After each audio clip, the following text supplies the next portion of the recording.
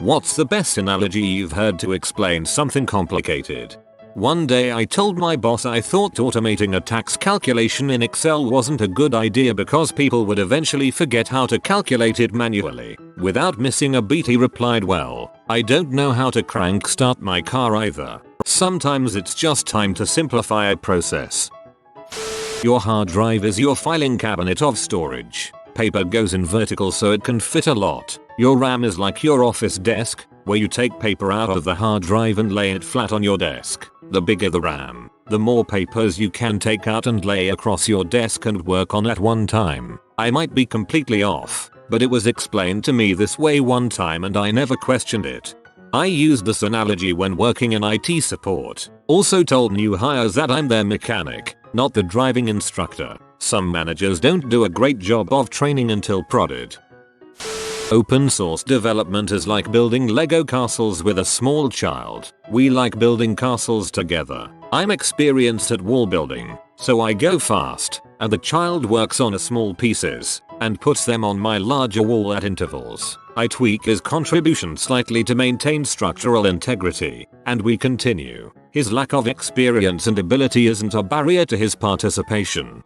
When I build Lego castles with my 15-month-old daughter, I build and she grabs whatever I've worked on and destroys it, but I think that can be appropriate too.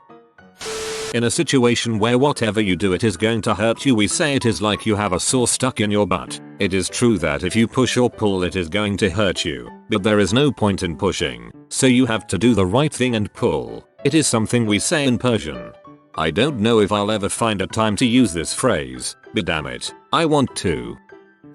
Particle accelerators that are trying to find more subatomic particles. Imagine you want to know how a clock works, but you don't have the required tools to open it. So as an alternative, you blow it up and watch all the parts fly past, and then reverse engineer the clock. I prefer the analogy of trying to figure out how a piano works by throwing it down a flight of stairs and listening to the sounds it makes. On why restarting a computer generally fixes software issues. Imagine a computer is like a game of chess. Every piece and the moves they make are like processes, programs, in a computer, and the calculations they do. Now imagine you've been playing a very long game of chess, and you're coming up on the end. Suddenly, you realize that both of your bishops are on white. You don't know how or when it happened, but you know that it's wrong. You know they were in the right places when you started the game, but somewhere along the way a mistake was made and suddenly the game is wrong. At this point, you can try to continue the game, but the game won't play out properly anymore. You could try to go back through the moves, but you don't know when it happened or what mistake was made, so you have no guarantee you'll be able to fix it even if you retrace the moves. At this point, the only option to fix the game is to start over, restart the system and begin from a correct setup, and hope you don't make the same mistake again this time. And that is why restarting your computer will fix most issues. Both bishops on white. Sounds like you must have lost the black square's bishop at some point, then promoted a pawn that was on a white square. But if you're not checking for that, you'll think you made a mistake, and that's why sometimes unexpected situations make programs crash for no good reason. I work helping cancer patients with insurance issues. I'm bilingual and tend to assist Latinos also. At times, they are unable to fully understand how the different treatments work for them, so I start with a simple analogy. Their body is a house. When cancer happens, imagine that a piece of the furniture is in flames. We can try to either stop the fire or try to remove the furniture, if possible, from the house, so it doesn't spread around the home. After removed, we need to stop any possible future fires. We can douse the area where the fire was with water until we feel that it'll be enough to avoid a fire in the same location. That is how I explain radiation. With chemotherapy, there might be embers that might have escaped to other parts of the house. To avoid possible risks, the whole house is filled with water, hoping that it will help taking care of any potential fire. The explanation works every time. Except instead of soaking the house in water, it's more like drenching it in poisonous liquid that also happens to be pretty effective at stopping fires, and instead of shooting a blast of water at the table on fire, it's more like dumping a crap load of termites on it and hoping not too many get on the hardwoods. Just started my 3rd week of radiation therapy of my tonsil area. A friend of mine has OCD pretty bad. Well, one day I asked him, why don't you just not go through with your tics? You know nothing bad will happen. So he says, I see where you're coming from, but let me show you something. So he grabs a sheet of paper and tells me to write the name of my parents and any siblings I may have. I write down the name of my mom, my dad, and my little brother. Then, he tells me to flip the paper over and write out entirely, I want these people to die. I told him no, I didn't want to do that. He asked me why I didn't want to. Of course nothing bad will happen. I immediately got the point he was trying to make. Yeah, I knew nothing bad was going to happen, but did I want to jinx it? Number. Arguing with an idiot is like playing chess with a pigeon. It will crap all over the board and strut around as if it won. I'm also fond of arguing with an idiot is like wrestling with a pig. You'll both get dirty but the pig will enjoy it. I always liked this one about religions being a movie series. The Torah, or Old Testament, is like the first movie, the New Testament is the second movie, and the Quran is the third. The Quran basically retcons the second movie like it never happened. Jesus exists, but he's not the main character anymore, and the Messiah hasn't shown up yet. Jews only watched the first movie, but ignored all of the sequels. Christians watched the first two movies, but think that the third movie should be ignored. Muslims think the third movie was the best. Mormons liked the second movie so much that they started writing fan fiction that doesn't fit with any of the series canon. The laws of thermodynamics in 10 words. You can't win. Can't even break even. You must play. An analogy is like a thought dressed up like another thought. On explaining why a client had an infected computer, having antivirus can work like washing your hands. You're still going to get sick every once in a while. While washing your hands can help, knowing not to be around sick people is generally the best way to prevent it. That's my best analogy. Oldie but a goodie. An essay should be like a miniskirt, long enough to cover the important bits, but short enough to keep it interesting.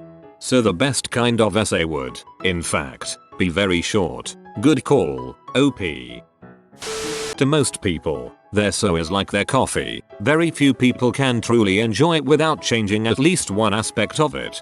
Pale, weak and hand-picked by foreigners. Going to church doesn't make you a Christian any more than standing in a garage to be a car. The Aeneid is the Latin fan fiction of the Odyssey. The Aeneid actually combines both the Odyssey and the Iliad. Books 1-6 are Virgil's The Odyssey and the Virgil's The Iliad is book 7-12. You are not required to light yourself on fire to keep others warm. Male birth control. It's better to shoot a weapon loaded with blanks than to fire live rounds at a bulletproof vest. You'll probably still want to have a gun expert make sure the cartridges are blanks if you aren't also using the bulletproof vest. You ever slip on ice? You know that heart-crunching moment when you've lost control. You're definitely gonna fall, but you haven't hit the ground yet. Now imagine you feel that feeling all the time. That's what it's like to have an anxiety disorder. For panic attacks I've always enjoyed that feeling you get when you are driving and see a cop on the side of the road when you know you are going a little fast. A panic attack is like having that feeling for an extended period of time, not just for a second or two. To say we only use 10% of our brain's capacity would be the same as saying we only use 33.3% of a stoplight's capability. We use 100% of our brain's capacity, just not at once. If you used 100% at once, you would have seizure. Shrooms are fantasy, acid is science fiction. I've always said shrooms are like wearing really funky sunglasses that change your perception of the world. Acid is like wearing prescription glasses you never knew you needed. The decision to have a child is the decision to forever have your heart go walking around outside of your body. I'll keep my heart in the basement. When people say they can't understand why people will commit suicide, it's similar to people jumping out of a burning building. They know it's not a proper solution, but it's far better to the only other alternative they perceive. Even a broken clock is right twice a day. Crazy people can be right sometimes. I never understood what the big deal was about prime numbers until someone said prime numbers are the atomic elements of math. And then I kind of understood, because each number has a unique prime factorization and each new prime opens up literally infinitely many new numbers that could not exist without that number in their prime factorization. Evolution is like a person playing cards. Every losing hand, he burns the cards and gets new ones from the deck. Every winning hand, it keeps the cards. It neither knows nor cares who or what the cards are, nor what direction the hand takes it. It only cares about winning hands. Adding on, the same hands will not always win all games, just like not all winning organisms will succeed in all environments.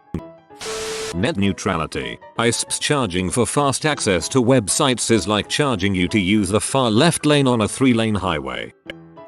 I've taught networking to a lot of people. I always say that networking is like the post office system. It gives people a familiar concept to work with. Your letter is a packet of data. Your street address is your IP address. Your city, state, country, and zip code is your subnet mask. Your mail couriers are your switches. Your post office is your router. You can send a letter, if addressed correctly, to anywhere in the world. If the address is in the same city, state, country, and zip code, the couriers can get it to the right place without having to involve the post office. However, if the address is outside your city, state, country, and zip code, the post office knows the fastest way to get where it needs to go. I could go on, but this generally puts people on the right track. The internet is a series of tubes. Not complicated, but I always liked this analogy for D&D stats my friend shared with me. Strength is for how well you can smash a tomato. Dexterity is for how well you can throw a tomato. Constitution is for how well you can stomach eating a rotten tomato. Intelligence is knowing a tomato is a fruit. Wisdom is knowing not to put a tomato in a fruit salad. Charisma is for being able to sell someone a tomato-based fruit salad. I was trying to explain what the second function key does on a scientific calculator to a 7-year-old and I was getting frustrated. He brilliantly says, "Oh, so it's a shift key?" It was perfect. Ogres are like onions. Because of layers. Onions have layers. Ogres have layers. They both have layers. Another IT related one. When buying a computer or explaining specs to non-tech people, in your computer the tasks you give it, or data it is moving, are cars. Your hard drive is the car park where the cars are stored. The bigger it is, the more cars you can have. Your CPU speed is the speed limit your cars can travel at, so they can get from A to B. And finally, the amount of RAM you have is lanes on the freeway. The more you have, the more cars can travel at the same time. A bit convoluted, but helps to paint a picture most people can relate to. The Industrial Revolution to me is just like a story I know called The Puppy Who Lost His Way. The world was changing, and the puppy was getting bigger. Astronomer here. One of the weird mysteries of early cosmology is all the universe in the cosmic microwave background is the same no matter which way you look. W minor fluctuations. This is the huge paradox that is why inflation was proposed in the early universe, to explain why information is the same every direction. But why this is a paradox isn't clear at first glance. Anyway, my cosmology book actually explained it this way. Imagine you invite your friends to a potluck picnic, and they all show up with potato salad. If one or two friends show up with potato salad and others show up with other dishes, you know it's all random. But if they all show up with potato salad, you know they communicated and said to bring potato salad. The universe is the same. The fact that the photons that make up the CMB are the same tells you that at some point they said to each other, "Ps, be the same temperature," i.e. were together at some point when the universe was small. Anyway, I was just really amused my serious textbook was explaining cosmology via potato salad at potluck picnics. Imagine only you and another person live in a 2-story building, both on different floors. You both really like the building, but the building is very prone to fire. Now imagine that on your floor, you start seeing smoke. Heck, you start seeing flames. Imagine running out of the building yourself without telling the other person that the building is already on fire because you didn't have the heart to tell the other person their house is going to burn down. So you'd rather let them die in the fire. That's what I said to my ex when he argued that he couldn't tell me he was cheating cause he didn't want to hurt me. You freaking tell the person there's smoke. God dang it. A bad analogy is like a leaky screwdriver. You have been visited by the grandmother gymnast. Comment my body is my temple so you can do that when you're old. If you are new to the channel, you can subscribe. I publish new videos every day. Until then, check another video. Or don't. Either way, have a great day you magnificent people.